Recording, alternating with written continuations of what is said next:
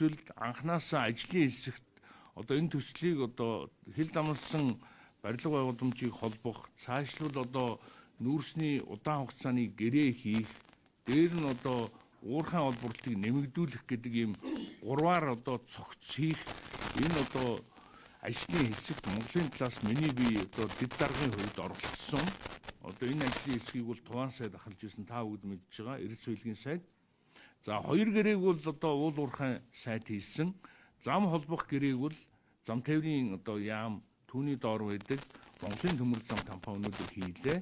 За энэ одоо гэрээгээр бид одоо China Energy компани 16 жилийн хугацаанд 247 сая тонн нүүрс нийлүүлнэ.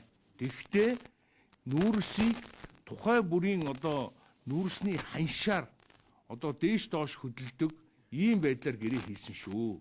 Энийг сошиалд зөвхөн одоо $70 хийсэн энийг үржүүлээд 1 км төмөр зам $250 сая байна энэ гэдэг ийм одоо $10,000 чөлөө андуураагүй бол одоо $250 сая 25 км төмөр зам холбож гин гэдэг ийм зориудын одоо ийм явуулга явж байна. Үнэхээр харамсаж байна.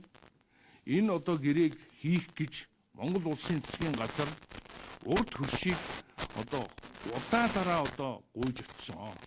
Бид 20 жил гацсан төслийг хөдлөх гэж оюун эрдний засгийн газар өдөр шөнөгүй ажилласан. Энийг бүгд мэдж байгаа. Өнөөдөр бид урд хөршид нүүрсээ зарахгүйгээр, хой төршөөс нефт авахгүйгээр бид нар дандаа агаар юм ярьдаг. Энэ нүүрсийг одоо дэлхийд байхгүй юм шиг юм ярьдаг. Энэ хогийг өнөөдөр зарж борлуулахгүй бол хэдэн жилийн дараа яг одоо Баабрын хэлдэг шиг үнс болно. Шудраг хэлээ. Дэлхийн нийтээр ногоо эдийн засаг руу шилжижээ. Дэлхийн одоо бүх топ орнууд дандаа одоо ногоо эдийн засгийн цөмийн цахилгаан станцуудаа барьж байна. Зарим нь хуучин цахилгаан станцуудаа асааж байна. Мөн ялгаагүй одоо нарны батарей болон салхин паркийг маш их хэмжээгээр байгуулж байна.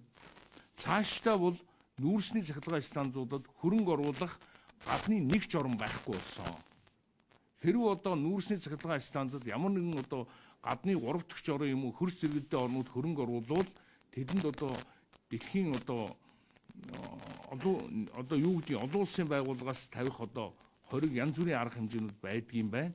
Тийм учраас бол ийм хөрөнгө оруулагч олдохоо болсон гэдгийг ташрамд хэлье. Өнөөдөр монголчууд бид өөрсдийнхөө мөнгөөр цахилгаан станц барьж байна. Төр хувийн хвшлийг нийлээд тухайлбал одоо та бүгд мэдж байгаа өөрөлдвийн цахилгаан станцыг одоо энэ Bod International компани тавьж байна. Дараагийн одоо цахилгаан станцуудыг мөн одоо төр хувийн хвшлийн түншлэлээр барихаар одоо ингээд ярилцж байгаа гэдэг хэлнэ.